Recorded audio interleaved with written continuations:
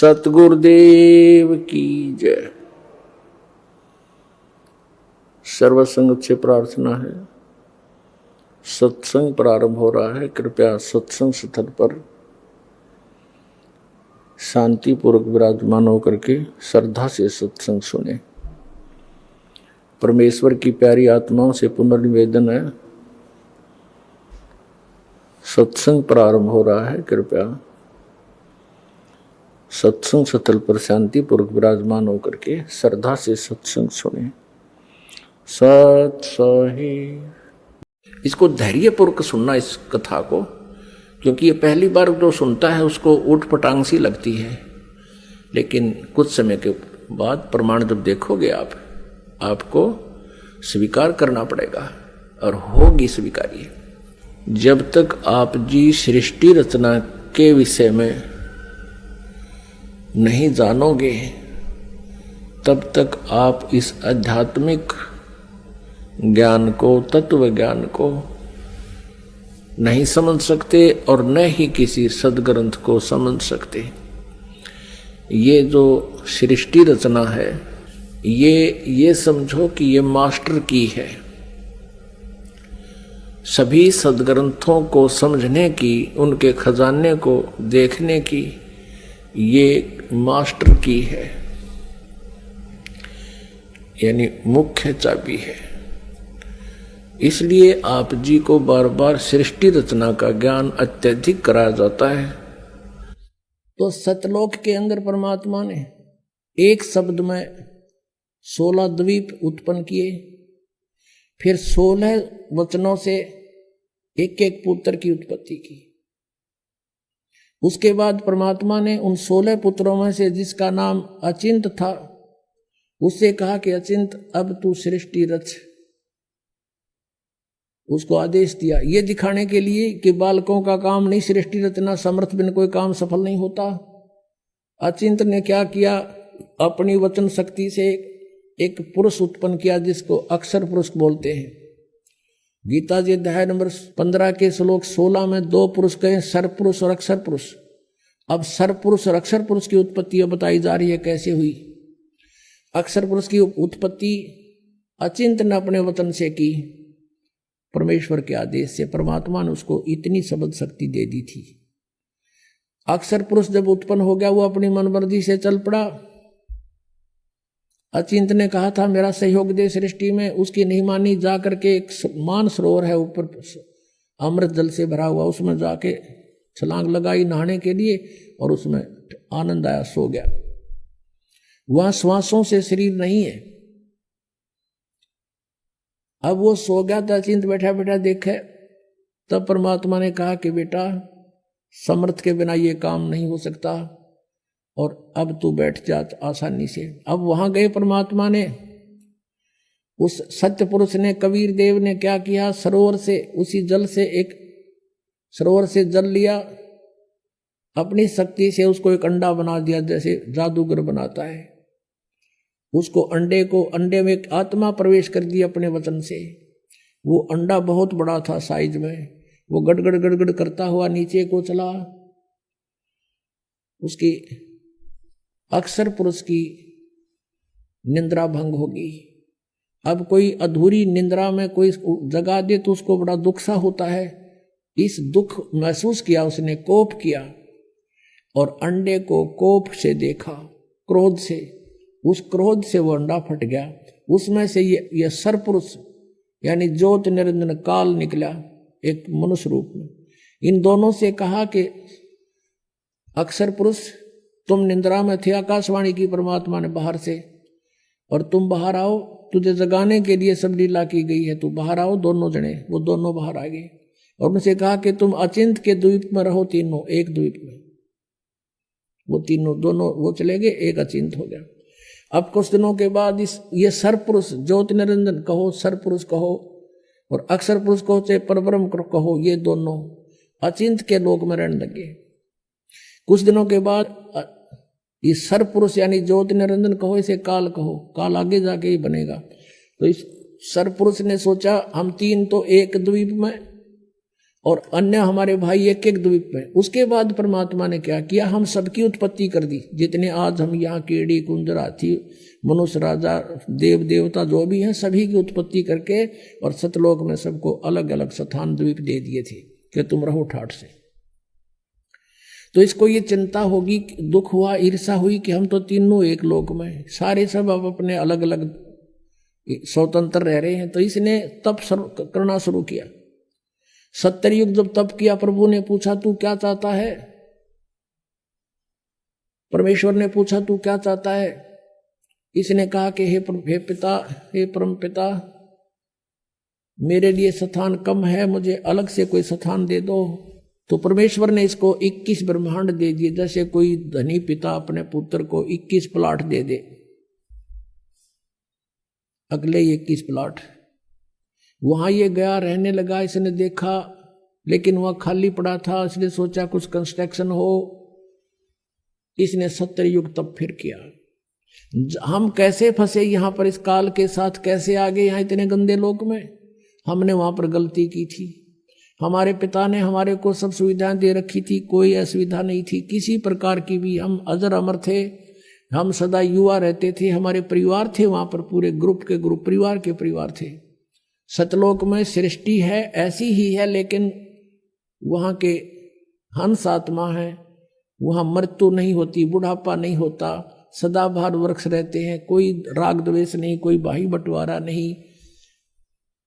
और ये राधा स्वामी वाले जितने भी हैं सब कहते हैं सतलोक में तो प्रकाश ही प्रकाश है। वहां आत्मा परमात्मा में ऐसे मिल जाती है जैसे बूंद समुद्र में। अरे कोई डूब का मरना, वहां पर ढूंढ रहे हैं भगवान को, परमात्मा को तलाश करें, उसके दर्शन करेंगे, बैठेंगे, बतलावाएंगे, अपना दुख रोवाएंगे, हैं देख देख कर खुश होवाएंगे। इनको भगवान निराकार है, प्रकाश ही प्रकाश है। और आत्मा उसमें ऐसे मिल जाती है जैसे बूंद समुद्र में। ये तो एक डूब का मरने वाली बात होगी। है किसी में मत चलो, कहोगे चलो समुद्र में डूब मरो, भगवान मिलेगा, लो अभी ना जाओ। तो ये मूर्ख बना रखे हमने। उन नहीं पता है ना सतलोक का बेरा, इन जाने वालों ने पता है उड़ा जाना उना कुछ है को नहीं है। तो बात बात वो बनाओ, सुन लेते हैं श्रद्धालु। तो वहां पर सृष्टि है, एज इट इज है, भगवान मनुष्य दृश्य है। उसके एक रोमकूप में करोड़ सूर्य मिला दे, करोड़ चंद्रमा, इतनी रोशनी उस मालिक के वहां के रूप में। वहां से वो हल्के तेज पुंज का रूप बनाकर सरल करके यहाँ आता है। वेद भी बता रहे हैं, और ये 600 साल पहले परमात्मा ने अपनी महिमा आप बता रखी है कबीर वाणी में। तो वहां से वो परमात्मा ने आके खुद बता। तो हम अपने भगवान को छोड़ के, जिसने हमारे को सारा सुख दे रखा था, हम इस पर आसक्त हो गए। यू खड़ा होगा तब कर रहा था, और यूं देखो देखो हो कितने इतने वर्ष खड़ा रहा, हो बड़ा कमाल कर दिया। अब हमारे ये बीमारी वहां से लगी थी बुराई। जैसे अब है एक हीरो या हीरोइन, अभिनेता अभिनेत्री, अपने पेट के लिए नाचा कूदी, उछलम कूदम, मेकअप करते, और हम उन पर आसक्त होते हैं।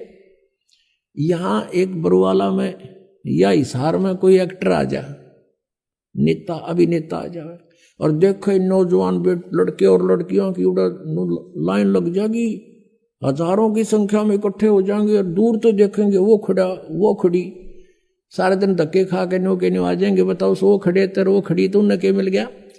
वो अपने पेट के लिए भटक रहे हैं, और हम उनको देख कर आसक्त हो रहे हैं, और कहते हैं मेरा फेवरेट वो है ये हीरो, फेवरेट। इन फेवरेट न मार दिया हम, यू हमारा फेवरेट हीरो हो गया वहां पर सतलोक में। और परमात्मा ने आकाशवाणी की कि बच्चों तुम इसने ना देखो, मस्त रहो, भक्ति करो, चैन से रहो, इसका कर्म ठीक नहीं है। ये परमात्मा ने इसको मना किया था, पर इसने ये माना नहीं। और हमें भी मना किया था कि इसकी तरफ ना ध्यान दो, तुम मस्त रहो। लेकिन हम ऊपर से तो सावधान हो गए, पर अंदर से कसक नहीं गई, इसके प्रति कति फिट हो गया, आकर्षित हो गए, अंदर से कसक बन गई जबरदस्त। वो तो अंतर्यामी सारी जानते हैं। जब इसने दूसरी बार तप किया तब पूछा भी क्या मांगता है तू? 70 युग तप किया। तब इसने कहा प्रभु मुझे कुछ कंस्ट्रक्शन सामग्री दे दो ताकि मैं कुछ रचना रचूं। परमात्मा ने 5 तत्व और 3 गुण दे दिए कि ले बेटा खेल खिलौनों से। इसने सोचा भी ये भी बना लूंगा, लेकिन जीव नहीं है तो मैं करूंगा क्या? मुझे आत्मा भी चाहिए कि लेगा, दिल नहीं लगे। तब इसने 64 युग तब फिर किया। तो प्रभु ने पूछा क्या मांगता है, बोल। तूने जो मांगा मैंने सब दे दिया। तब इसने कहा कि मुझे कुछ जीव दे दो, आत्मा दे दो प्रभु। अब परमेश्वर ने कहा कि भाई ये आत्मा नहीं दे सकता तुझे किसी भी सूरत में। हाँ तुझे और प्लाट चाहिए और दे दूंगा, ब्रह्मांड 5, 7, 10 चाहिए, ये नहीं दे सकता क्योंकि ये मेरी आत्मा है, मेरे वचन से उत्पन्न हुई है, मेरी हृदय है, ये मेरी आत्मा है, ये नहीं दे सकता। लेकिन एक शर्त है, यदि कोई स्वयं तेरी स्वेच्छा से जाना चाहता है तो जा सकता है, जा पूछ ले। तो हमारे पास आया, जितने हम यहाँ फंसे हुए हैं, हमसे पूछा क्या मेरे साथ तुम चलोगे? अलग से मैंने तप करके अलग से राज्य प्राप्त किया है, वहाँ ऐसे रहेंगे, ऐसे देव बनाऊंगा, महादेव बनाऊंगा, हैं दूधों की नदी बहाऊंगा। अब वहाँ कोई कमी थी हमने, लेकिन बुद्धि भ्रष्ट होगी। हम बोले ठीक है पिताजी आज्ञा दे देंगे तो हम चल पड़ेंगे। अब उसने परमेश्वर कबीर देव से कहा काल ने कि पिताजी कुछ आत्माएं मेरे साथ जाने को एग्री हैं। परमेश्वर ने कहा कि मेरे सामने स्वीकृति दिला दो। परमेश्वर आए वहां से स्वयं और हमारे पास आकर खड़े हो गए। परमेश्वर ने कहा कि बोलो भाई कौन जाना चाहता है इसके साथ, हाथ खड़ा करो। अब परमात्मा ने पहले तो हमें मना किया था कि इस पर आसक्त मत हो, हम शर्मिंदे हो गए, नीचे को मुंह कर लिया, कोई नहीं बोला, सन्नाटा छा गया। तब परमेश्वर ने कहा कि रे तो आप तो कह रहे, तू तो कह रहा था ये बहुत कुछ मेरे साथ जाने वाले हैं, ये तो कोई बोलता ही नहीं, झूठ बोलता था तू। इतने में एक आत्मा ने सोचा कहीं बात ना बिगड़ जाए, हिम्मत सी करके खड़ा हो गया। खड़ा होकर कहा कि प्रभु मैं जाना चाहता हूं इसके साथ। अब पीछे फिर हमने सोचे कि ये कलाई लूट जा लूट, फिर तो हम देखा जैसे बच्चे स्कूल में एक हाथ खड़ा कर ले, सारे कर लिया अगर नो नो नो, तो हम सब खड़े हो गए और दोनों हाथ कर दिए, हम भी जाना चाहते, हम भी जाना चाहते। परमेश्वर ने कहा भाई ठीक है, मैंने इनके नंबर नोट कर लिए इन आत्माओं के, किस किस ने स्वीकृति दी है, और आप अपने लोक में जा, इनको मैं विधि से भेजूंगा, एज इट इज नहीं भेज सकता। तो क्या किया परमात्मा ने, हमें बीज रूप बनाया सूक्ष्म, और जिसने सबसे पहले काल के साथ आने की स्वीकृति दी थी उसको एक लड़की का रूप बना दिया, युवा लड़की, युवती, खूबसूरत लड़की बना दिया, जो आगे चल के दुर्गा कल आई। और उसके अंदर हम सब आत्माओं को फीड कर दिया अपने वचन से, और उससे कहा कि बेटी मैंने तुझे शब्द शक्ति दे दी है, परमेश्वर कबीर देव जी ने कहा। और जितने जीव ये ब्रह्म कहे, सरपुरुष कहे, उतने तो उत्पन्न कर देना, तेरे वचन में शक्ति दे दी, तू वचन से भी उत्पन्न कर सकती है। अपने पुत्र सहजदास से कहा कि पुत्र जा अपनी बहन को ज्योत निरंजन के पास छोड़ के आ, सरपुरुष के पास। उसके ब्रह्मांड, ये सभी ब्रह्मांड वहीं थे सतलोक के अंदर, ये वहां खड़ा था। सहजदास उस लड़की को लेकर गया, प्रकृति को, दुर्गा को,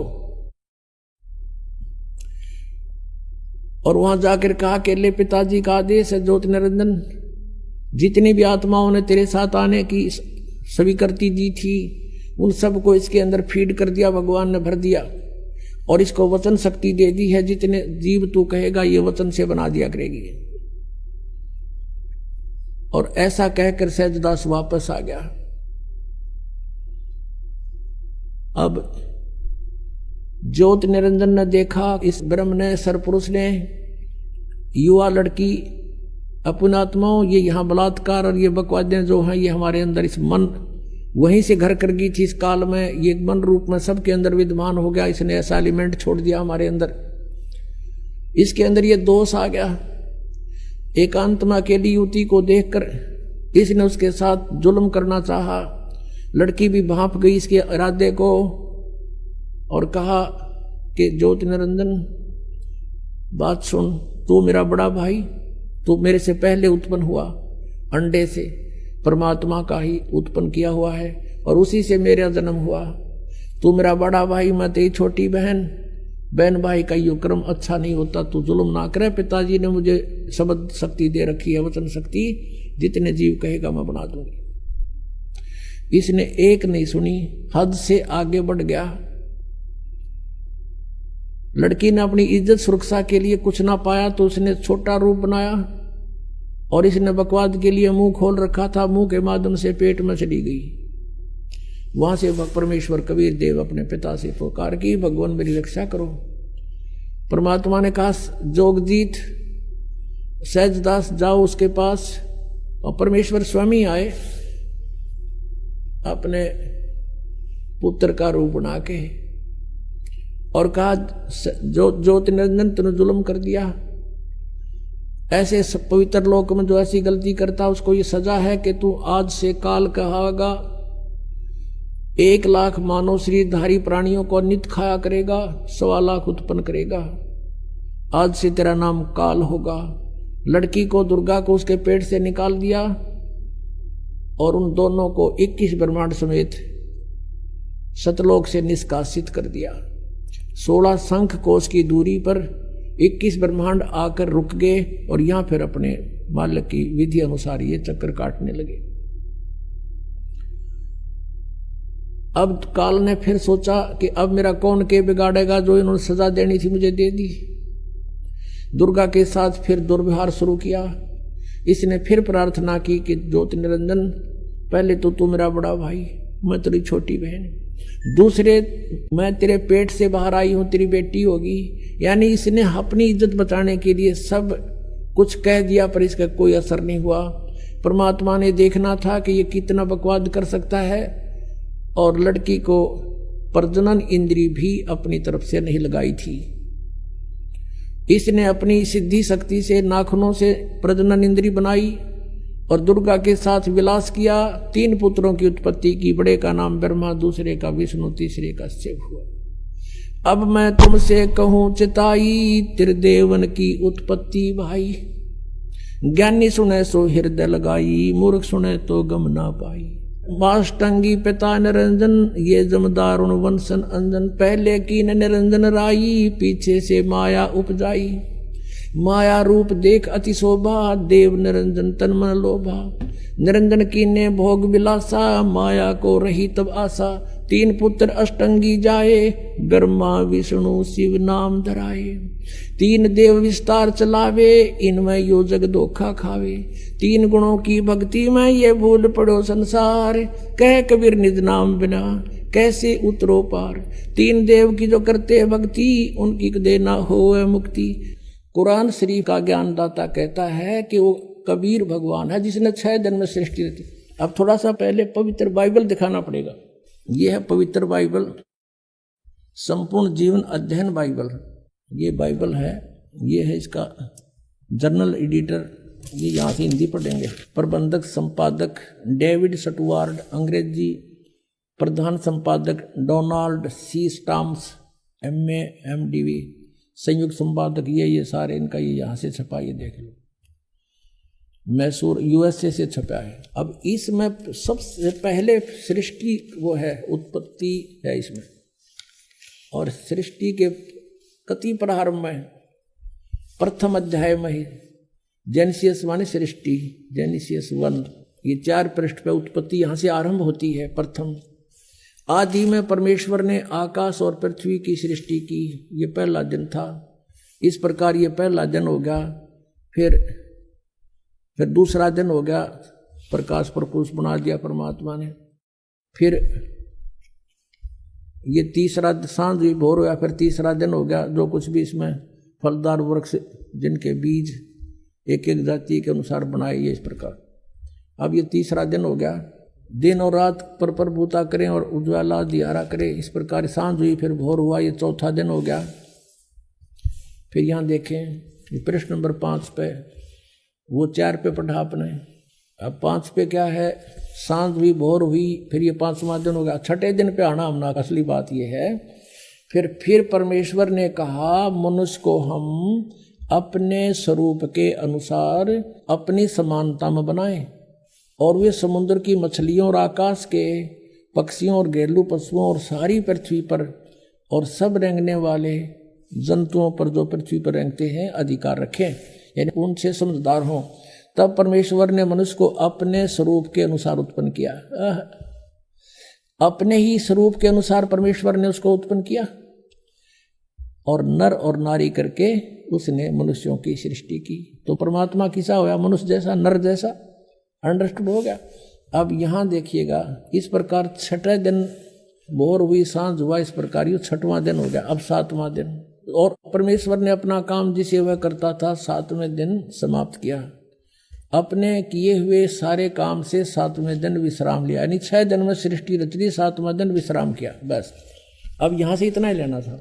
अब पवित्र बाइबल ने स्पष्ट कर दिया कि परमात्मा मनुष्य जैसा है, उसने अपने जैसे रूप में मनुष्य को बना, नर नारी करके उत्पन्न कर दिया।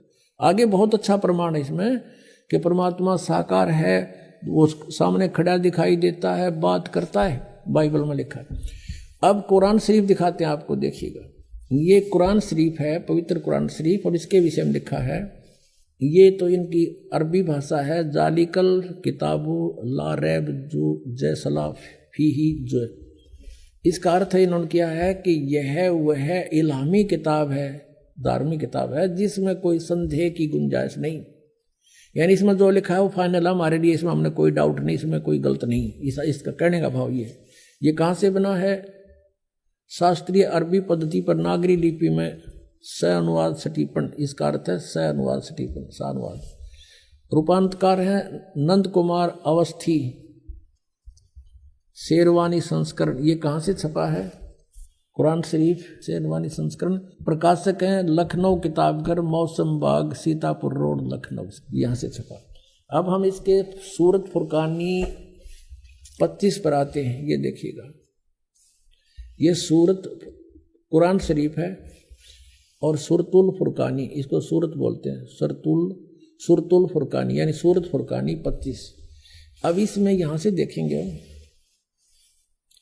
ये देखिएगा, ये 52 नंबर आयत है। 51 यहां समाप्त होती है, ये 52 शुरू होती है।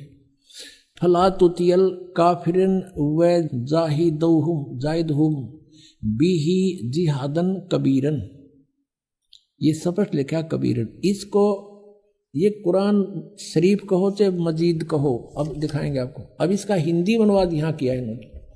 ये 51 समाप्त हुई, 52 प्रारंभ हुई। इसका अनुवाद है ये जो हमने अरबी भाषा पढ़ी, लिखी है इसमें नागरी लिपि में।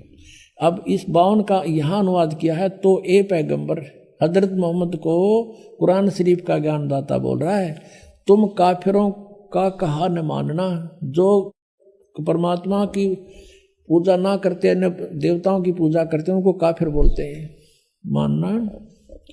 और इस कुरान शरीफ की दलीलों से जो मैं तुझे ज्ञान दे रहा हूं, उनका सामना बड़े जोर से करो। इन्होंने कबीर का अर्थ बड़ा कर दिया,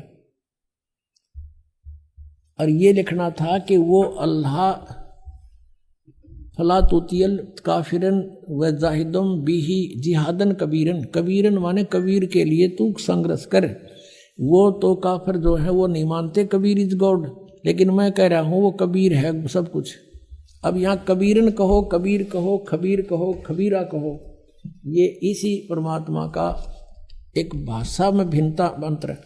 अब आपको दिखाते हैं पवित्र सदग्रंथों में, देखिएगा शिवपुराण, यह है संक्षिप्त शिवपुराण, सचित्र मोटा टाइप, केवल हिंदी, गीता प्रेस गोरखपुर से प्रकाशित।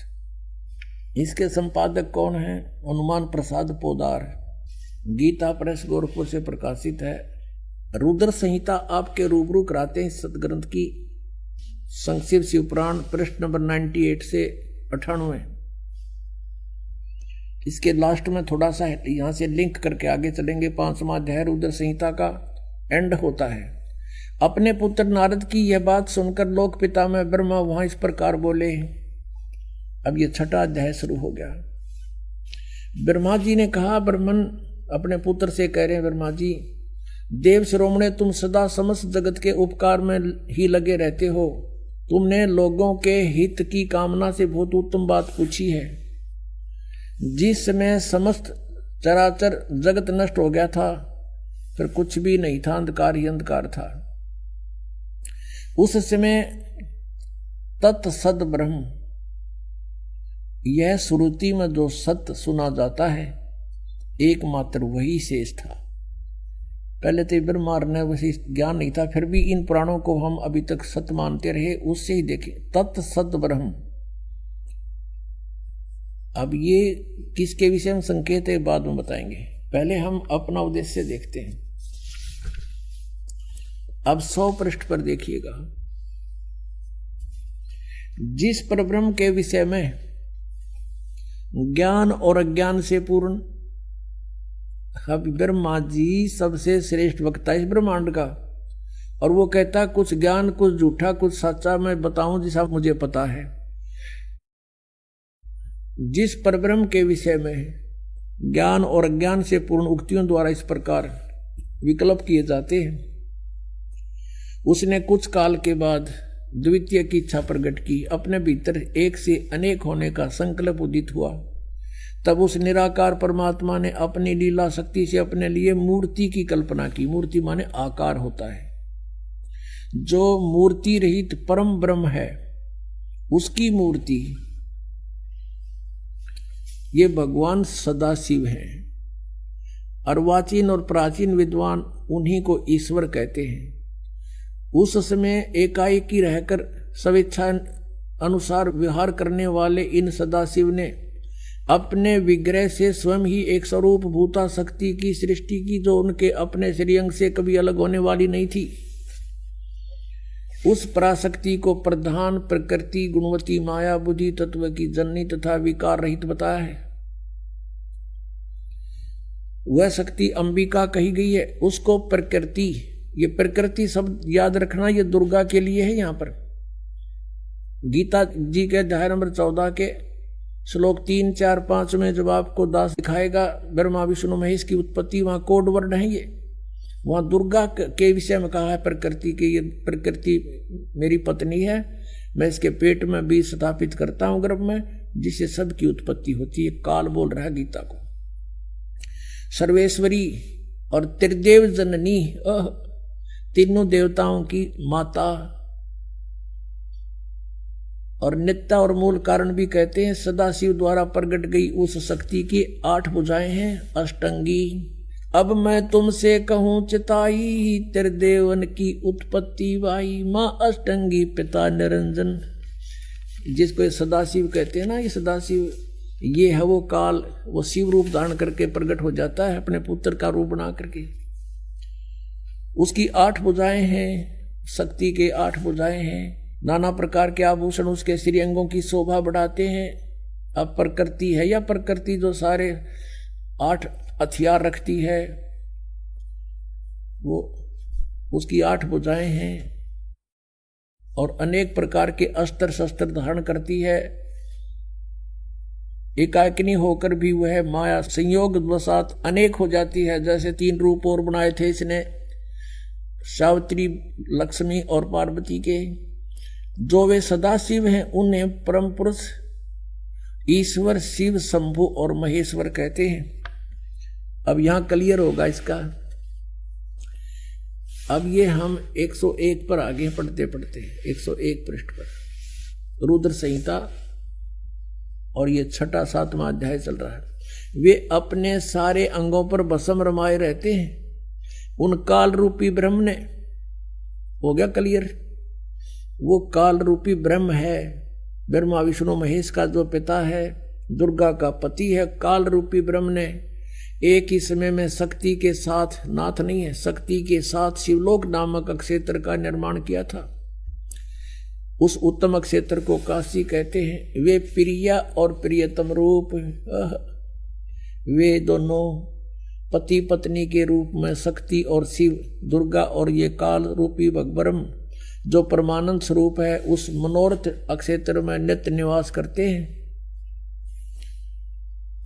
आगे देखो, देवर से एक समय उस आनंद वन में रमण करते हुए शिवा और शिव के, दुर्गा और काल के मन में यह इच्छा हुई कि किसी दूसरे पुरुष की भी सृष्टि करनी चाहिए, कोई संतान उत्पन्न करनी चाहिए, जिस पर यह सृष्टि संचालन का महान भार रखकर हम दोनों केवल काशी में रहकर स्वेच्छानुसार विचरें और निर्वाण धारण करें। ऐसा निश्चय करके शक्ति सहित सर्वव्यापी परमेश्वर शिव ने, काल रूपी ब्रह्म ने अपने वाम भाग के 10वें अंग पर अमृत मल दिया, यानी पति पत्नी व्यवहार किया। फिर तो वहां से एक पुरुष प्रकट हुआ, यानी पुत्र। यहां देखिएगा 102 पृष्ठ पे। अब हम यहां पढ़ेंगे, थोड़ा सा लेंगे। शिव ने कहा, उस उत्पन्न बालक से कहा, शिव ने कहा, वत्स बेटा, व्यापक होने के कारण तुम्हारा विष्णु नाम विख्यात हुआ। अब दुर्गा और काल से विष्णु का जन्म सिद्ध हुआ। अब देखिए ये 6वां अध्याय समाप्त हुआ। अब 7वें में आते हैं। ब्रह्मा जी कहते हैं देवर से, तत्पश्चात कल्याणकारी परमेश्वर सांब सदाशिव ने, यानी उस काल ने दुर्गा से संयोग करके जैसे विष्णु उत्पन्न किया, पूर्ववत प्रयत्न करके मुझे अपने दाहिने अंग से उत्पन्न कर दिया। अब पुण्यात्माओं, अब कोई शंका रही आपके कि कौन है इनका दादा, कौन है इन सब की उत्पत्ति का जानकार?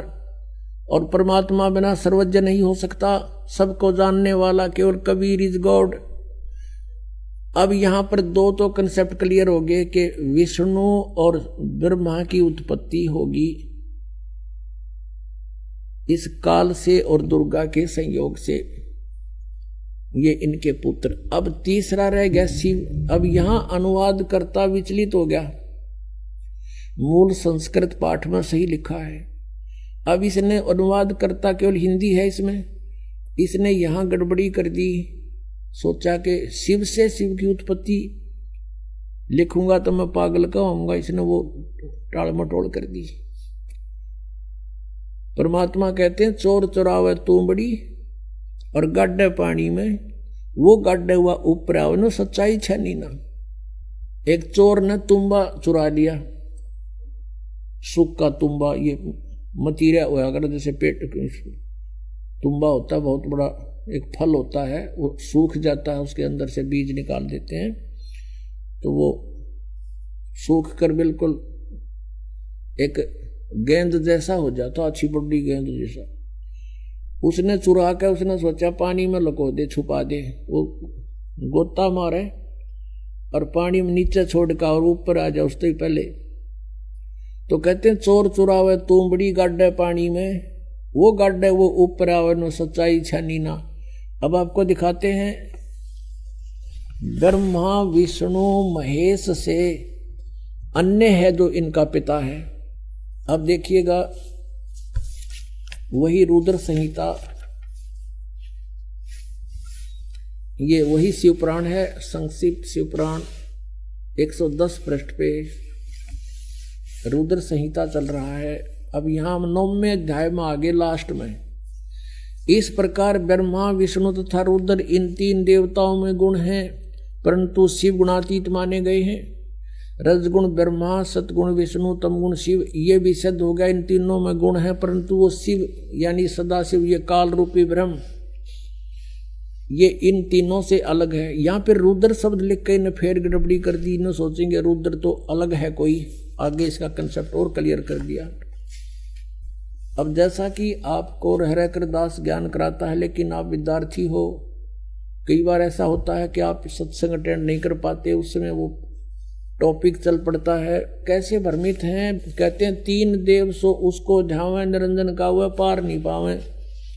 ऋषि मुनियों ने परमात्मा प्राप्ति के लिए वेदों को पढ़ा, ओम नाम को पूर्ण परमात्मा का मान लिया, ब्रह्म को सुप्रीम गॉड मान लिया, हठ योग किया, ओम नाम का जाप किया, लेकिन कुछ भी हासिल ना हुआ। तो जैसे क्या हुआ, समाधि लगाते थे, मेडिटेशन करते थे, समाधिस्थ हो जाते थे। तो ये काल कैसे छल करता है, किसी को ब्रह्मा के रूप में दर्शन दे देता है समाधि दशा में, तो वो कहता है Brahma is God, Brahma is God, Brahma ही परमात्मा है, तो छुपाए बैठे अपने आप को, मैंने समाधि में देख लिया ये तो भगवान है। अब इससे ब्रह्मा जी की प्रभुता होगी, ब्रह्मा जी के भी चौड़ी काख होगी कि मैं भगवान हूँ। उधर से ये काल क्या करता, किसी दूसरे ऋषि को विष्णु जी के रूप में दे दिया दर्शन, अपने पुत्र विष्णु के रूप में। उसने सब जगह ढिंढोरा पीट दिया कि ये खुद मालिक है, ये पूर्ण परमात्मा हजरो अमर है, यही सर्वशक्तिमान है, यही 3 रूप बना लेता है, ये विष्णु इज गॉड। इस बात से विष्णु जी फूल गए, आई एम गॉड। किसी को अपने पुत्र शिव के रूप में दर्शन दे दिए तो उसने शिव जी को सर्वेश्वर बता दिया, महेश्वर मृत्युंजय कालज्ञ सर्वेश्वर बता दिया। इसी बात के भ्रम से एक बार ब्रह्मा ने कहा विष्णु जी को जाकर के, मैं तेरा बाप, तू खड़ा होकर मेरा सत्कार नहीं करता। विष्णु जी कहते, मैं तेरा बाप, तो मेरी नाभि कमल से उत्पन्न हुआ है। ब्रह्मा कहता, मैं सारी सृष्टि का रचने वाला हूं, तू मेरा पुत्र है। इस बात पर गुट बाज गया, दोनों का झगड़ा हो गया। तो जब काल ने ब्रह्म ने देखा कि ये तो लड़ मरेंगे, उन्होंने उसके बीच में एक पिलर खड़ा कर दिया, तेजों में स्तंभ। ये लड़ना छोड़ गए, उसकी ऊपर नीचे ढूंढने लगे, खोज करने लगे इसका एंड कहाँ है। कहीं एंड ना मिल रहा, ब्रह्मा ने झूठ बोल दी। वो तो एक लंबी कहानी हम बताते हैं। फिर क्या हुआ कि ये काल आ गया सदाशिव रूप में, अपने पुत्र के रूप में प्रकट हो गया, शिव के रूप में, और इन दोनों से कहा कि यू आर नॉट गॉड, तुम परमात्मा नहीं हो, तुम्हें भ्रम हो गया, तुम अपने आप को ईश समझते हो। इस तुम्हारी ये फड़क निकालने के लिए, भ्रम निवारण करने के लिए मैं आया हूं। इसके लिए आपको विद संस्कृत दिखानी पड़ेगी। या शिव पुराण देखिएगा, ये प्रथम भाग है शिव महापुराण हिंदी टीका सहित। श्री शिव महापुराण विद्या अवरिधि पंडित ज्वाला प्रसाद जी मिसर कृत हिंदी टीका सहित, खेमरा श्री कृष्णदास प्रकाशन बंबई। इतने से अब हम इसमें थोड़ा सा लिंक देखेंगे। एक बार ब्रह्मा और विष्णु का युद्ध हो गया। अब यहां इसके 11 पृष्ठ पे विद्वेश्वर संहिता, विद्वेश्वर संहिता भाग 1 अध्याय 6 में नंदीकेश्वर बोले, नंदीकेश्वर यानी शिव का वाहन बताता है। इस काल रहता है इन्हीं रूप में। हे योगेंद्र, आगे एक समय विष्णु भगवान शेष सैया पर अपने गुरुडादि पार्षदों की संयुक्त लक्ष्मी सहित शयन करते थे, विश्राम कर रहे थे। उस समय ब्रह्म ज्ञानियों में श्रेष्ठ ब्रह्मा जी अपनी इच्छा से वहां आए और सब प्रकार सुंदर सेज पर शयन करते हुए कमल लोचन विष्णु जी से पूछने लगे, तुम कौन हो? मुझे देखकर अभिमानी पुरुष के समान शयन करते हो, सोए पड़े हो। हे वत्स, हे बेटा, उठो, देखो मैं तुम्हारा स्वामी आया हूं।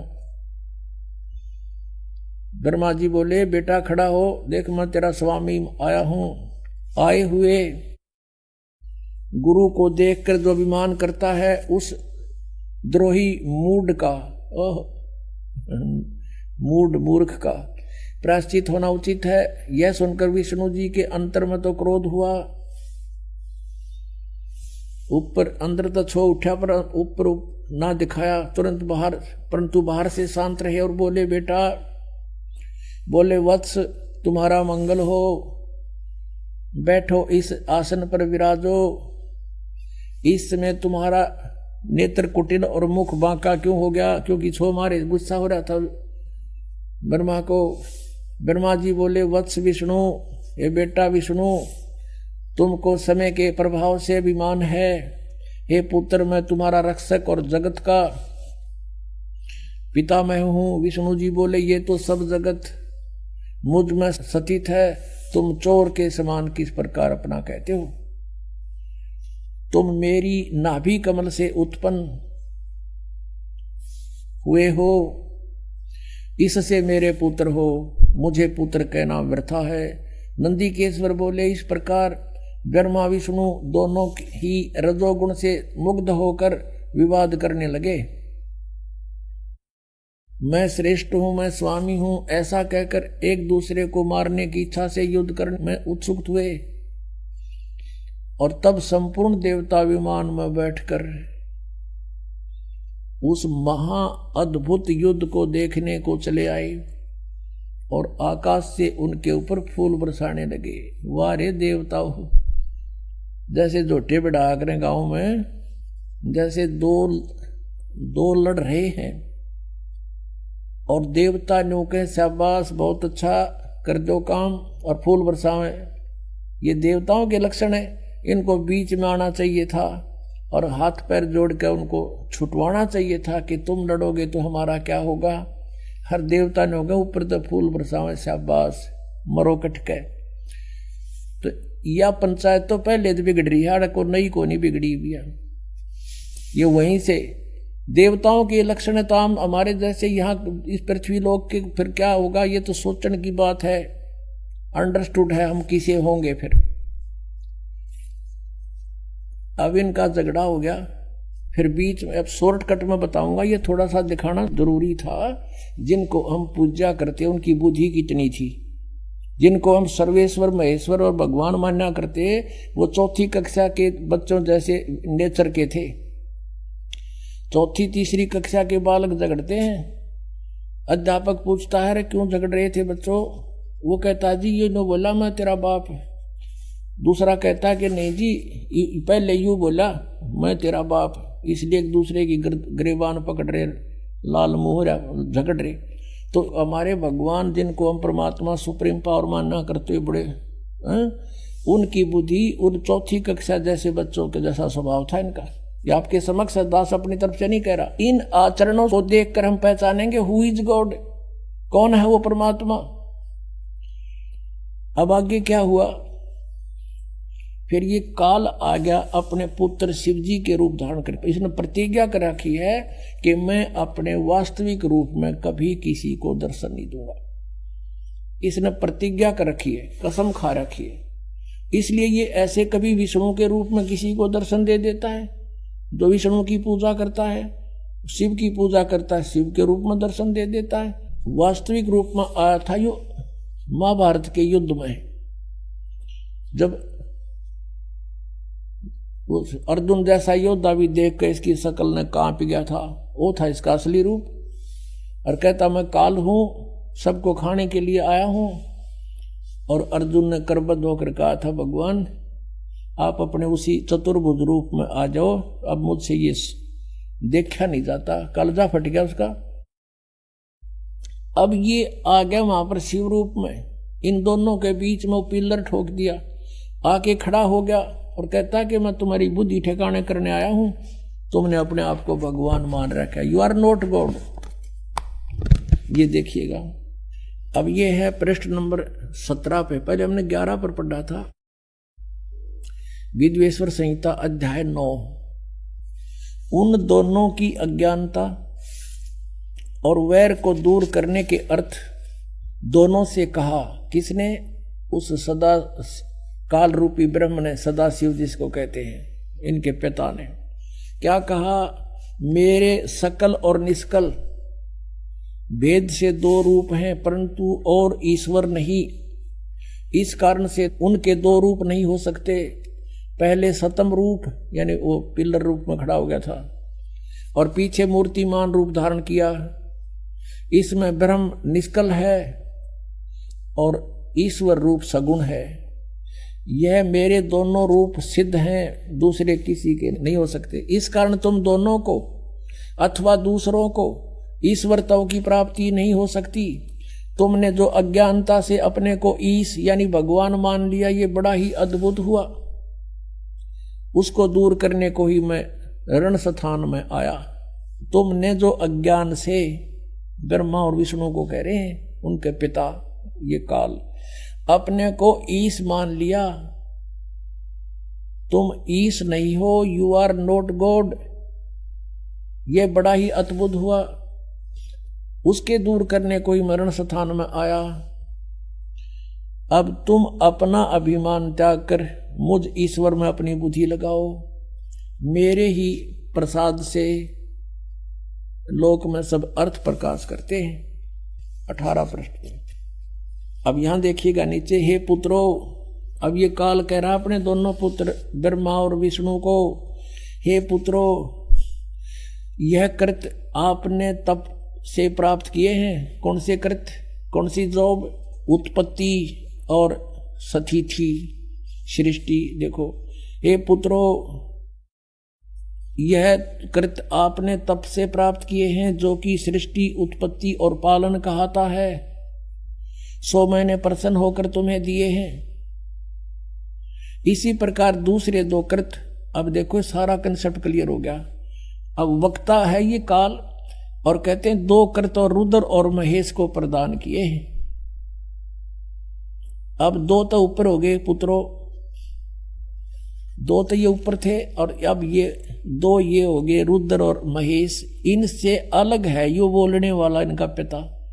इतना कंसेप्ट क्लियर करना था अपन, यहाँ और आगे नहीं। इसलिए गीता जी अध्याय नंबर 18 के श्लोक नंबर 62 में गीता ज्ञानदाता कहता है कि तू सर्वभाव से उस परमेश्वर की शरण में जा, उसकी कृपा से तू परम शांति को, सनातन परम धाम को प्राप्त होगा। श्रीमद् भगवद गीता अध्याय नंबर 17 के श्लोक 23 में कहा है कि ओम तत्सत इति निर्देश है ब्रह्मण त्रिविध समर्थ है। ब्रह्मण माने सच्चिदानंद घन ब्रह्म, परम अक्षर ब्रह्म, पूर्ण परमात्मा सतपुरुष का ओम तत्सत 3 मंत्र का जाप है, नथिंग एल्स। श्री गीता जी में और दूसरा मंत्र नहीं है ओम के अतिरिक्त। और ये 3 मंत्र का जाप गीता ज्ञानदाता कहता मैं नहीं जानता। चौथे अध्याय के 34वें श्लोक में कहा कि उस तत्व ज्ञान के अंदर वो सब विस्तार से कहा गया है, जो चौथे अध्याय के 32वें श्लोक में बताया है कि सच्चिदानंद ब्रह्म की वाणी में वो बोला गया है, वो तत्व ज्ञान है। उस तत्व ज्ञान को तू तत्वदर्शी संतों के पास जाके समझ। इससे सिद्ध है गीता ज्ञानदाता भी इस मंत्र से परिचित नहीं है। तो कहने का भाव ये है कि गीता जी के अंदर न हरे राम हरे कृष्ण, न सीताराम राधे श्याम, राम राम राधे श्याम सीताराम, और न ही ये ओम नमः शिवाय, और न ही ओम भगवते वासुदेव नमः। तो ये सारे मनमाना आचरण है ये मंत्र। गीता जी अध्याय नंबर 16 के श्लोक नंबर 23 में कहा है कि शास्त्र विधि को त्याग कर जो मनमाना आचरण करते हैं उनको कोई लाभ नहीं होना, ना उनको सुख हो, ना उनकी गति हो, ना उनको कोई सिद्धि प्राप्त हो, यूजलेस। और जो श्राद्ध कटाते हैं, ये अस्थियां चुनवाते हैं, गीता जी अध्याय नंबर 9 के श्लोक नंबर 25 में कहा है कि जो भूत पूजेंगे भूत बनेंगे, देवताओं को पूजेंगे उनके नौकर लगेंगे जाकर उनके लोक में जाकर के, और जो मुझे पूजेगा वो मुझे प्राप्त होगा। तो वो भी कंसेप्ट क्लियर कर रखा है कि ये साधना नहीं करनी चाहिए।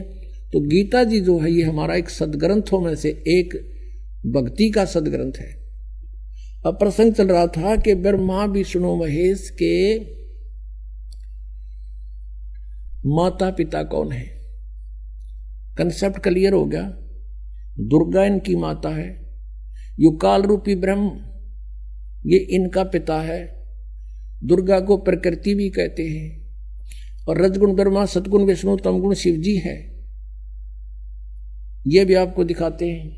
फिर श्रीमद् भगवत गीता में आपको दिखाएंगे ब्रह्मा विष्णु महेश की उत्पत्ति दुर्गा और काल से। ये देखिएगा, ये है श्रीमद् देवी भागवत यानी देवी पुराण, शक्ति पुराण, हिंदी टीका सहित भाग 1। ये कहां से छपा है? अथ देवी भागवतम सभाष्टीकम समात्यम, खेमरा श्री कृष्ण दास प्रकाशन, बंबई 4 का। अथ श्रीमद् देवी भागवते भाषा टीका युक्ते तृतीय स्कंद प्रारंभते। अब तीसरा स्कंद हम देख रहे हैं इसका। प्रश्न नंबर इसके भी 11 पर, पहले हमने शिवपुराण देखा था, इसके 11 पे, और ये तृतीय स्कंद है, भाषा टीका तृतीय स्कंद अध्याय 5 में। यहाँ पर हम पढ़ेंगे, भगवान शिव कह रहा अपनी दुर्गा माता को, हे माता, यदि हमारे ऊपर सदा आप दया युक्त हो तो हमको तमोगुण में किस प्रकार प्रदान किया, और ब्रह्मा रजोगुण और हरि सतोगुण यानी विष्णु को सतोगुण क्यों युक्त किए। अब यहाँ देखिएगा, हम अब संस्कृत पढ़ेंगे। यदि दया धर्मना न सदाम्बिके कथम अहम विहित है, यदि आप दयालु हो माता तो मुझे किस प्रकार बना दिया। तमोगुण और कमल जय, कमल से उत्पन्न होने वाले ब्रह्मा को रजोगुण संभव, क्यों रजोगुण कैसे उत्पन्न कर दिया। सुवित किमो सतोगुण हरि, और विष्णु को किस प्रकार आपने सतोगुण बना दिया। इति सिद्धम रजगुण ब्रह्मा, सतगुण विष्णु, तमगुण शिव जी। और दिखाते हैं, क्योंकि पुण्यात्माओं आज हमने कंप्यूटर बना लिए, हेलीकॉप्टर बना लिए, एयरप्लेन बना लिए, और सोकाई लैब बना लिए, पता नहीं के रचना रच ली यहाँ पर इस नकली लोक में। 2 दिन का जीवन है, और जो काम करना था उधर हमारा जान भी नहीं जाने दिया इस काल ने। एटम बम बना लिए, एक दूसरे के शत्रु बन गए। जो बनाना था वो छेड़ा भी कोई नहीं, शुरू भी नहीं किया, उसका स्टार्ट भी नहीं कर रखा। अब देखिएगा, ये PhD करा रहा है ये दास, आपको सौभाग्य, आपको इस यूनिवर्सिटी में प्रवेश मिल गया, जो मोक्ष मिलेगा इससे। ये मार्कंडेय पुराण गीता प्रेस गोरखपुर से प्रकाशित है। इसके 123 पृष्ठ पे आपको दिखाते हैं। मार्कंडेय जी कह रहे हैं, संक्षिप्त मार्कंडेय पुराण 122 से शुरू होगा, यहाँ से देखते हैं 123 पर फिर पूरा विवरण है। मार्कंडेय जी बोले, ये मार्कंडेय जी का उपदेश चल रहा है, ये यहाँ देखेंगे 123 पृष्ठ पे। अब यहाँ जाते हैं हम। इस तरह स्वयंभू परमात्मा की 3 अवस्थाएं हैं, रजोगुण प्रधान ब्रह्मा, तमोगुण प्रधान रुद्र, सतगुण प्रधान सतप्रधान विश्वपालक विष्णु है, और ये ही 3 देवता हैं, और ये ही 3 गुण हैं। गुण तीनों की भक्ति में ये भूल पड़ो संसारे, कह कबीर निज नाम बिना कैसे उतरो पार। 3 देव की जो करते भक्ति, उनकी कदे ना होए मुक्ति। अब ये कंसेप्ट क्लियर हो गया। रजगुण ब्रह्मा है, सतगुण विष्णु, तमगुण शिव जी। अब और दिखाते हैं, ब्रह्मा विष्णु महेश नासवान है। उसके बाद आपको श्रीमद् भगवद गीता में दिखाएंगे इनकी उत्पत्ति दुर्गा और काल से। ये देखिएगा, श्रीमद् देवी भागवत गीता प्रेस गोरखपुर से प्रकाशित, संपादक हनुमान प्रसाद पोदार, चिमनलाल गोस्वामी। इसके 123 पृष्ठ को दिखाएंगे बस थोड़ा सा, 123 पृष्ठ पे।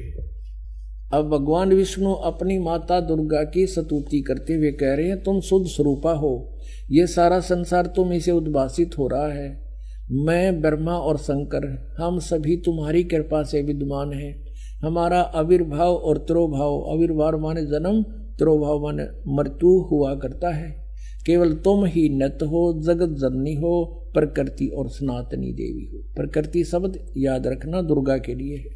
भगवान शंकर बोले, देवी यदि माँ भाग विष्णु तुम ही से प्रकट हुए हैं, उस तो उनके बाद उत्पन्न होने वाले ब्रह्मा भी तुम्हारे ही बालक हुए। फिर मैं तमोगुणी लीला करने वाला शंकर क्या तुम्हारी संतान नहीं हुआ? अर्थात मुझे भी उत्पन्न करने वाली तुम ही हो। शिवे, संपूर्ण संसार की सृष्टि करने में तुम बड़ी चतुर हो। कंसेप्ट क्लियर हुआ? इस संसार की सृष्टि, स्थिति और संहार में तुम्हारे गुण सदा समर्थ हैं। उन्हीं तीनों गुण से उत्पन्न हम ब्रह्मा विष्णु एवं शंकर नियमानुसार कार्य में तत्पर रहते। हम तो केवल आप वर्क डन दे सकते हैं, किसी का कोई परिवर्तन नहीं कर सकते। अब इससे 4 कंसेप्ट क्लियर हो गए। इस पवित्र देवी पुराण के इन चंद लाइनों में 4 कंसेप्ट क्लियर हो गए। एक तो ये हो गया कि ब्रह्मा विष्णु महेश नासवान है, इनकी जन्म मृत्यु होती है। दूसरा ये हो गया कि इनकी माता दुर्गा है। और तीसरा ये हो गया रजगुण ब्रह्मा, सतगुण विष्णु, तमगुण शिव जी। और चौथा ये हो गया कि ये केवल वर्क डन, जैसा कर्म करोगे वैसा ही दे सकते, इसमें कोई परिवर्तन नहीं कर सकते। और 5वां ये भी हो गया कि दुर्गा को प्रकृति भी कहते हैं। अब देखिएगा, पवित्र श्रीमद् भगवत गीता, गीता प्रेस गोरखपुर से प्रकाशित है, जय दयाल गोविंद का इसके अनुवादक है। अब 14वें अध्याय के 3 श्लोक ये कंसेप्ट क्लियर कर देंगे।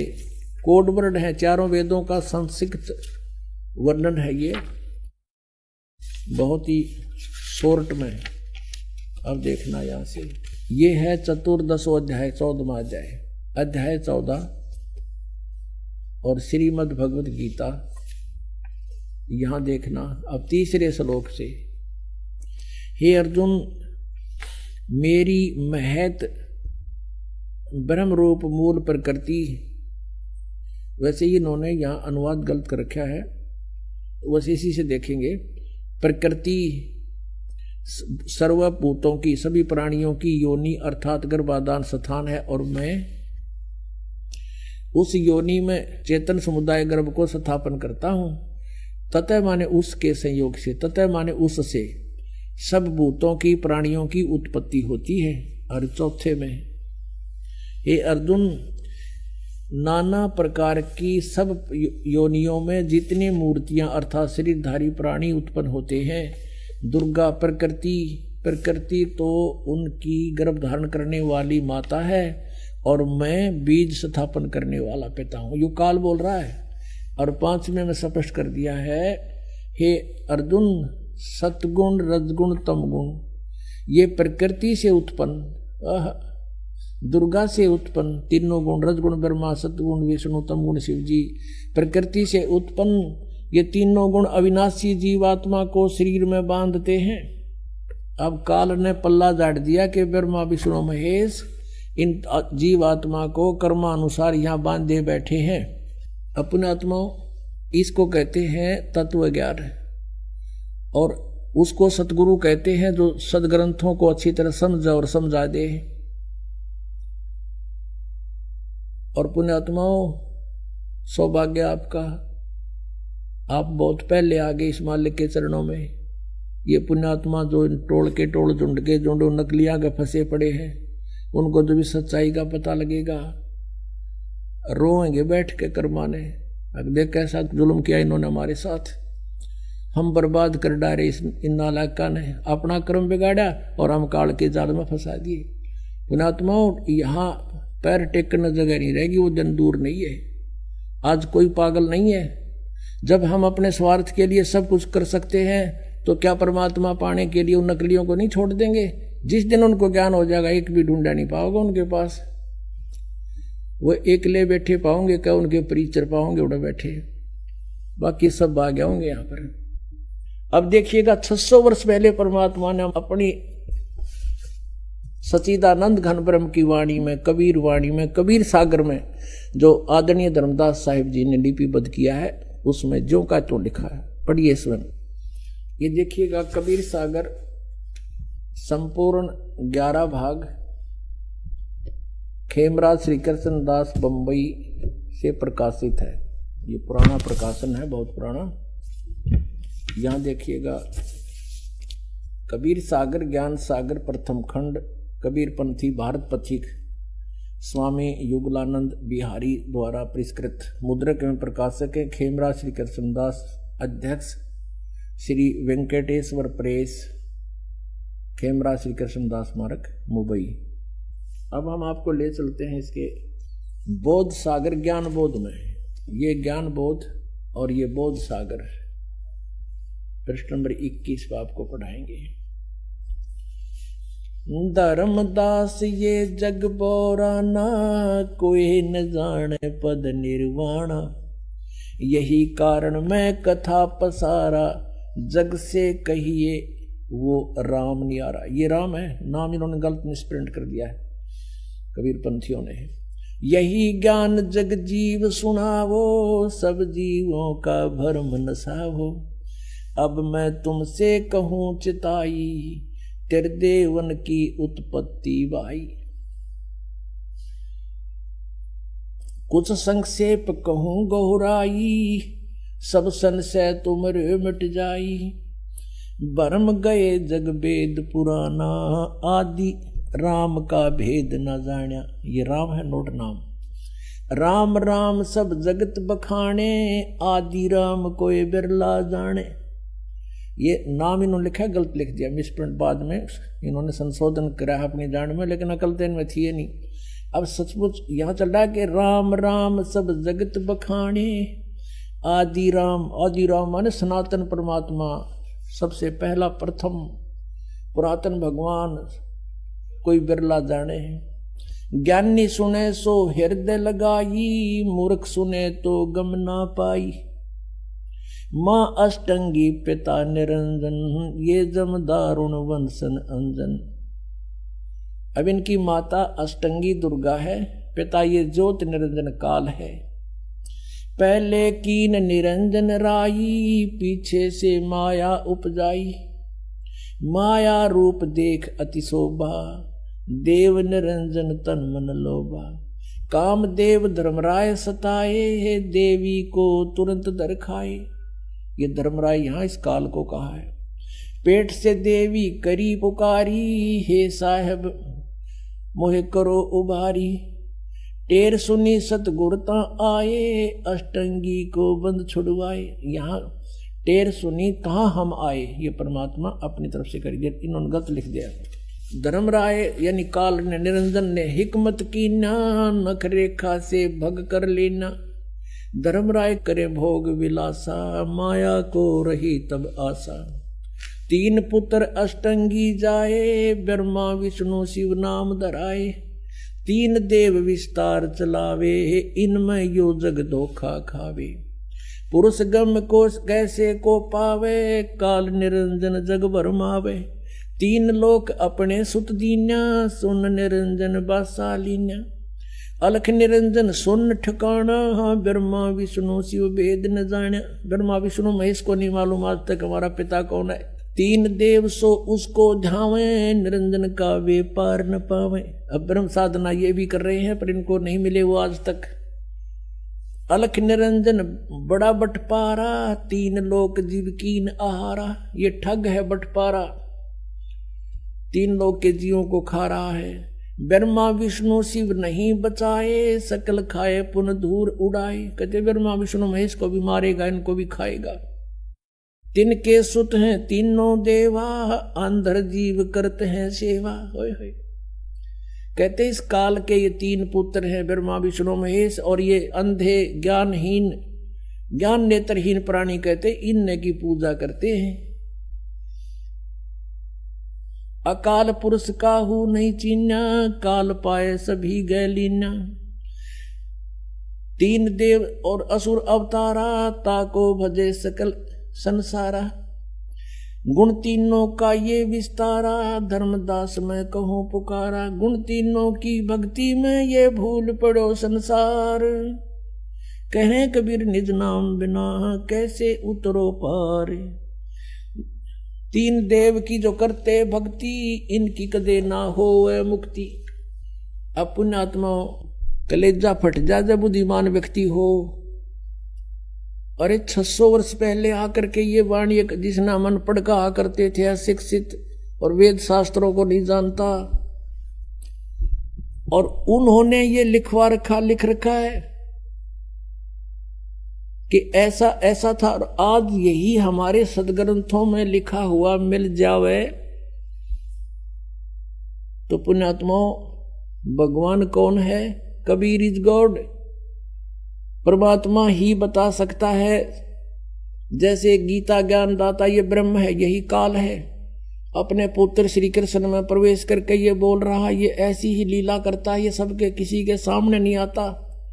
श्रीमद् भगवद गीता अध्याय नंबर 4 श्लोक नंबर 5 और 9 में ये स्वयं कहता है, अर्जुन तेरे और मेरे बहुत जन्म हो चुके हैं, तू नहीं जानता मैं जानता हूं। मेरे कर्म और जन्म अलौकिक है, इसके कर्म अलौकिक यूं हैं, यूं किसी में प्रवेश करके बोल पड़ता है। और गीता जी अध्याय नंबर 7 के श्लोक नंबर 24-25 में कहा है कि ये मूर्ख समुदाय सामने खड़े सैनिक मुझे ये कृष्ण मान रहे होंगे, आई एम नॉट कृष्ण। मुझ अव्यक्त को ये व्यक्ति आप न मननते, ये मुझे कृष्ण मान रहे होंगे जो मैं ये बोल रहा हूं। मैं कृष्ण नहीं हूं, मैं अपनी योग माया से छुपा रहता हूं, मैं कभी किसी के समक्ष प्रकट नहीं होता। ये मेरा अटल अनुतम घटिया नियम है, मैं कभी किसी के सामने नहीं आता, मैं छुपा रहता हूं, गुप्त रहता हूं।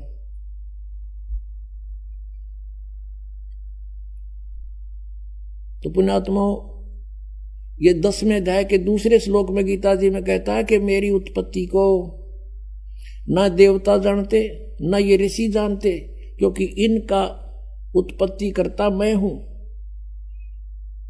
अब पिताजी की उत्पत्ति को संतान नहीं जान सकती, दादाजी बता दे सारी डेट ऑफ बर्थ। तो हमारे दादाजी ने आके कबीर परमेश्वर ने इनकी डेट ऑफ बर्थ बता रखी है और इस ब्रह्म की उत्पत्ति बता रखी है। इनके बाप की भी उत्पत्ति बता रखी है, पिता की कैसे उत्पन्न हुआ था वो। तो कौन है वो? भगवान जिसने सारी सृष्टि रची। कबीर इज गॉड, वो कबीर परमेश्वर है। अनंत कोट ब्रह्मांड का एक रति नहीं भारे, सतगुरु पुरुष कबीर हैं ये कुल के सिरजनहार। अनंत कोट ब्रह्मांड का एक रति नहीं भार। अब जैसे वैज्ञानिक ने वायुयान बना दिया और बना के घुमा दिया और बीच में बैठ गया, बता उस पर कैसे भार हुआ? तो उस परमेश्वर ने आके हमारी को सारी ज्ञान दिया सब।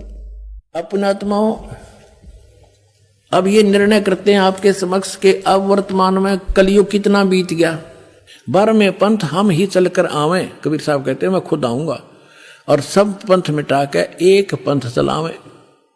फिर कहते प्रथम चरण कलयुग निर्याना, तब मैं घर मांडो मैं दाना। यहां परमात्मा ने कमाल कर दिया है कि प्रथम चरण कलयुग का वो होगा जो मगहर के अंदर में एक लीला करूंगा और वहां से सह शरीर दाऊंगा।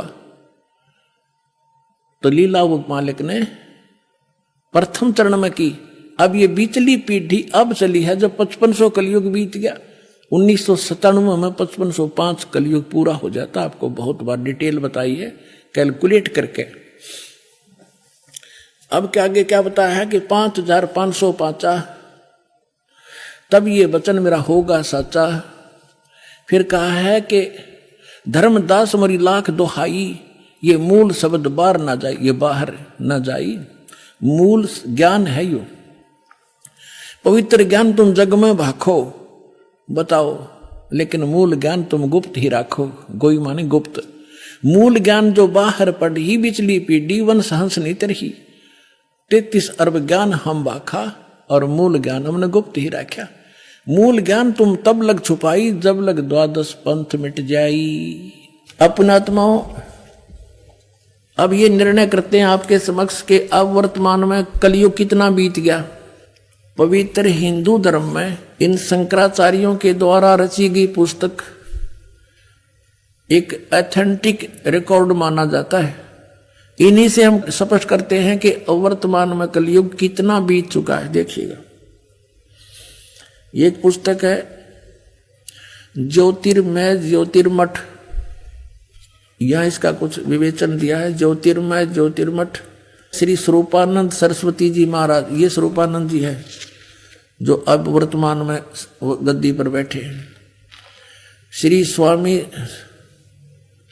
ये 2 मठों के अधिकारी हैं, ज्योतिष मठ पीठाधीश्वर और द्वारका पीठ के, ये 2 के इंचार्ज हैं सरस्वती। अब यहाँ क्या लिखा है, यह है संपादक लेखक एवं संकलनकर्ता विष्णुदत्त शर्मा, अध्यक्ष आध्यात्मिक उत्थान मंडल दिल्ली।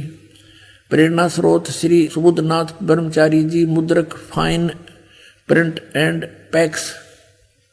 ये देखो, अखिल भारतीय आध्यात्मिक उत्थान मंडल 1/3234 गली नंबर 2, रामनगर विस्तार, मंडोली रोड, सादरा दिल्ली। ये इनके फोन और फैक्स नंबर है। इसमें देखिएगा, इसके 11 पृष्ठ पे आदि शंकराचार्य का संक्षिप्त जीवन।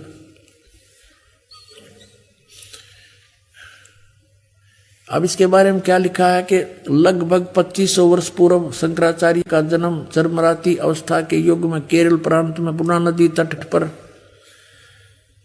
कालाड़ी ग्राम में धर्मनिष्ठ नमूद्री वैश्य ब्राह्मण शिवपुर इसके घर हुआ। अब यहां देखो, गुरु परंपरागत मठों के अनुसार उनका आविर्भाव, शंकराचार्य का जन्म शंकर भगवान के आशीर्वाद से हुआ है, अतः उनका नाम शंकर रखा गया। गुरु परंपरागत मठों के अनुसार उनका आविर्भाव काल यानी जन्म समय ईसा पूर्व, ईसा मसीह जी से पूर्व 508 वर्ष पहले, ईसा के जन्म से 508 वर्ष पहले माना जाता है। ये या शब्द करके इन्होंने 476 लिखा है, ये गलत लिखा है। ये या नहीं लिखना था, क्योंकि 32 वर्ष की आयु में उनकी मृत्यु हो गई थी। तो 508 से 32 निकाल दिया जाए तो 476 बच जाते। तो ये देखिए, तो यहां ये संकेत है। तो वास्तव में 508 वर्ष पहले उनका आविर्भाव हुआ, यानी ईसा से 508 वर्ष पूर्व। ठीक हो गया। और आज से हम गणना करें 2012 से, तो शंकराचार्य जी का जन्म कब हुआ? 5520 वर्ष पूर्व। 508 जोड़ दो 2012 में, आज से शंकराचार्य जी का जन्म 2520 वर्ष पहले हुआ। और उस समय कलयुग कितना बीत गया था ये दिखाते हैं। ये पुस्तक है हिमालय तीर्थ, ये भी शंकराचार्यों के द्वारा लिखी गई है, उन्हीं के आदेश से। ये है जेपी नंबूरी, उप मुख्य कार्यकारी श्री बद्रीनाथ केदारनाथ मंदिर समिति का, यहां से छपा।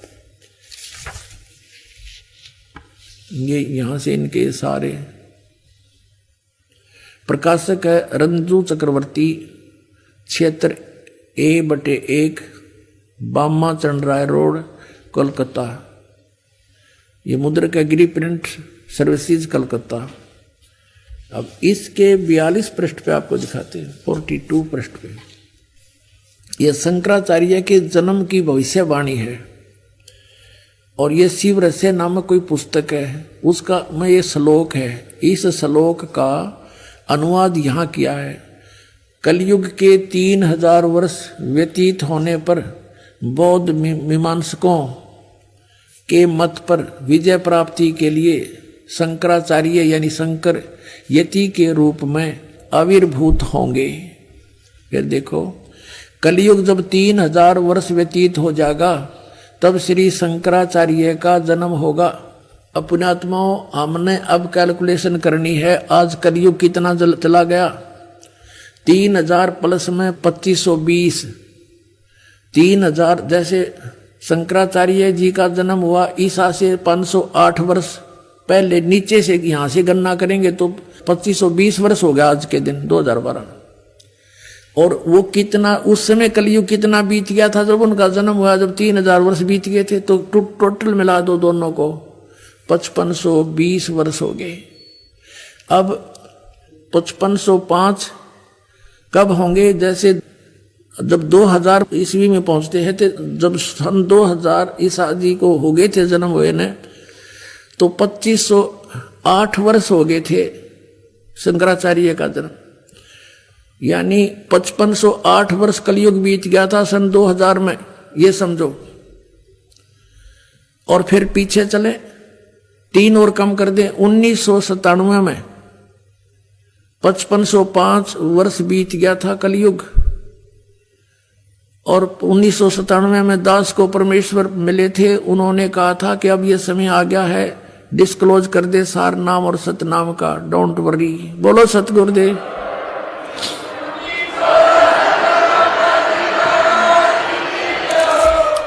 महाराज जी, पूर्ण संत की क्या पहचान होती है? और गुरु के क्या लक्षण होते हैं? गुरु पूर्ण हो, सदग्रंथों से परिचित हो। आदरणीय गरीबदास साहिब जी ने पूर्ण संत की पहचान बताते हुए कहा है कि सतगुरु के लक्षण कहूं, मधुरे बैन विनोद, 4 वेद 60 शास्त्र, वो कहे 18 बोध। सतगुरु के लक्षणों में ये एक विशेष लक्षण है कि वो परम संत होगा, पूर्ण संत होगा, जो सभी सदग्रंथों से परिचित हो। फिर सतपुरुष जिन जानिया, सतगुरु तिसका नाम। जिसने परमात्मा को जान लिया उसका नाम सतगुरु है। कबीर परमात्मा जी का आदेश है कि जो पूर्ण गुरु होगा वो 3 बार में दीक्षा कर्म को पूरा करेगा। और ये नकली एक बार ही देकर फारिग कर देते हैं, इनके पास कख नहीं। पवित्र कबीर सागर में लिखा है 3 बार में नाम का ये प्रोसेस पूरा होता है। प्रथम ये मंत्र आपको पेय पदार्थ के साथ, जल के साथ अमृत बनाकर देना होता है, कबीर सागर में लिखा। और पुण्यात्माओं, दूसरी बार में फिर जब दृढ़ता देखी जाए, उसकी भक्ति कमाई देखकर फिर सतनाम दिया जाता है। फिर सतनाम की दृढ़ता और कमाई भक्ति का पैरा देखना पड़ता थर्मामीटर ला के, उसके बाद सार नाम दिया जाएगा। जब काम करेगा ना, काम नहीं करे तो 3 बार में पूरा प्रोसेस है। गीता जी अध्याय नंबर 17 के श्लोक नंबर 23 में कहा कि ओम तत्सत इति निर्देश है ब्रह्मण त्रिविध समर्थ है। ब्रह्मण माने सचिदानंद घन ब्रह्म यानी परम अक्षर ब्रह्म, उत्तम पुरुषोत्तम, इसके पाने का, सनातन परम धाम में जाने का, सचखंड में निवास स्थान पाने का और जन्म मरण से मोक्ष पाने का कौन सा मंत्र है? 17वें अध्याय के 23वें श्लोक में कहा कि ओम तत्सत इति निर्देश है ब्रह्मण त्रिविध समर्थ है। उस सच्चिदानंद ब्रह्म ने माने सच्चिदानंद घन ब्रह्म का, परम अक्षर ब्रह्म का पाने का, आदि पुरुष परमेश्वर के पाने का, ये 3 मंत्र के जाप का निर्देश है, नथिंग एल्स। इसके अतिरिक्त कोई भी हरे राम हरे कृष्ण, सीताराम राधे श्याम, अन्य कोई भी जाप हम करते हैं वो मोक्ष प्राप्ति का नहीं है। तो उसके लिए हमने कौन से मंत्र हैं, ये ओम तत् सत। ओम तो सरपुरुष का और तत् ये अक्षर पुरुष का, तत् सांकेतिक है, ओम सीधा है, और सत भी सांकेतिक है। ये सत भी सांकेतिक है, ये परम अक्षर ब्रह्म का। ये तत् और सत ये सांकेतिक है, ये पूर्ण परमात्मा कबीर देव ने, परम अक्षर ब्रह्म ने स्वयं आकर के बताया है। सो हम शब्द हम जग में ल्याए, सार शब्द हम गुप्त छुपाए। ओए होए, कहते हैं सोहम शब्द आपके किसी सदग्रंथ में नहीं है। आपके जो 52 अक्षर के लेख तुम लिखते हो उनमें ये मंत्र नहीं है, सोहम मंत्र नहीं है। और ये सोहम शब्द हम जग में लाए, सार शब्द हम गुप्त छुपाए। नामा छिपा ओम तारी पीछे, सोहम भेद बिचारी, सार शब्द पाया जद लोई, आवागमन बौड़ ना होई। अब नानक साहब जी क्या नाम जाप करते थे, 2 अक्षर का भेद जाप करते थे। ये देखिएगा नानक साहब जी कौन सा नाम जाप करते थे, हिंट देंगे थोड़ा सा। ये है सब तो बड़ी भाई बाले वाली जन्म साखी, doctor Jawahar Singh Kripal Singh and company. ये है ई जन्म साखी, अज तक छप चुकिया नालों वड्डी है, सब तो वड्डी ते पुरातन है, भाई बाले वाली जन्म साखी श्री गुरु नानक देव जी दी। पंजे साहिब दी साखी ते 10 पातशाह दी जीवन समेत मुकम्मल साखियां हन। प्रकाशक हैं doctor Jeevan Singh Kripal Singh and company. ये है पुस्तकां वाली गली नंबर 8 बाग रामानंद अमृतसर। ये अब इसमें आपको दिखाते हैं समंदर दी साखी। ये पृष्ठ है 547 547 समंदर दी साखी। हम यहां से पढ़ेंगे।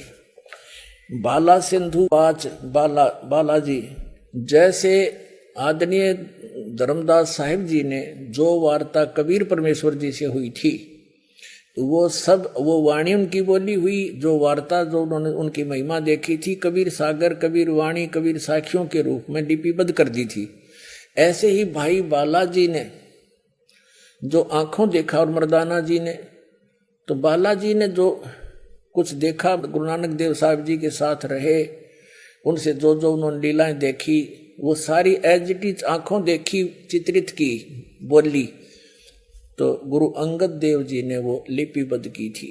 तो अब देखिएगा क्या बताया कि बाला सिंधु वाच ताते हे गुरु अंगद जी, जद गुरु नानक जी अजीते कोलों अजीते पासों विद्या होए ता मर्दाने किया, सच्चे पातशाह असी समंदर ता देखिया पर लंका ना देखी, जिथे रामचंद्र जी चढ़ाई कीती है।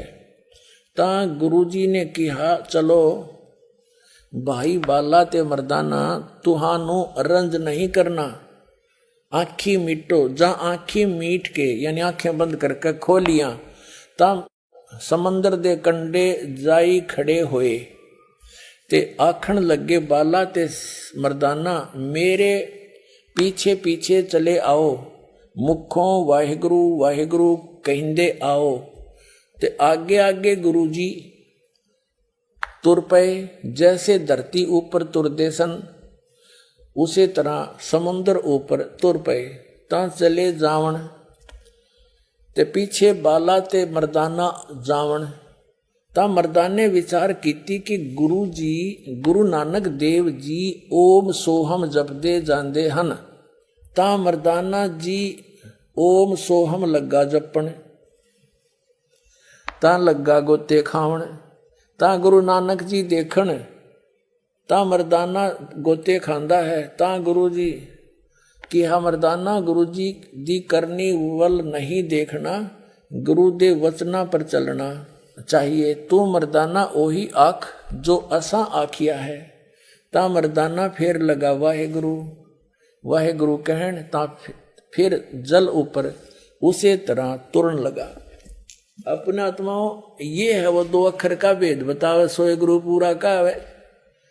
और जे तू पढ़िया पंडित बिंदोय अक्षर बिंदोय नावा है, परमत नानक एक लंघाए जेकर सत समावा। अब इसका कारण क्या था?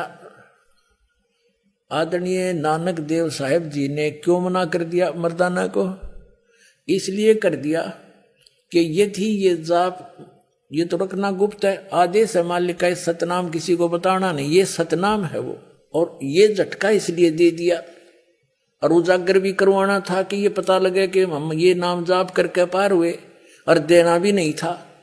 कोटों में दे कोई नहीं रे झूमक रहा, अरबों में कोई गर्क सुनो राई झूमक रहा। कहते इस तत्व भेद को कोई नहीं जानता, सिर्फ पैसे कथा कर दी, पैसे मिल गए, यहां तक सीमित है ये लोग। इसके ऊपर नाच नच रहा, सारा पैसे ऊपर नाच सुनो रहा झूमक रहा। और इस ज्ञान के जानने वाला, जो तत्व ज्ञान के जानने वाला जो मैं बता रहा हूं, मानव शरीरधारी करोड़ों में नहीं मिलेगा, अरबों में कोई गर्क सुनो रहा झूमक रहा, अरबों में। होए पुण्यात्माओं, आज पूरे विश्व के मानव की आबादी 7 अरब से कुछ ऊपर है, और 7 अरब आबादी में 1 अरब कम से कम ये मार्गदर्शक भी होंगे गांव गांव में, घुर घुर में। तो इन सब आज विश्व में इस दास के अतिरिक्त ये तत्व ज्ञान किसी के पास पृथ्वी पर नहीं है, 21 ब्रह्मांड में नहीं है।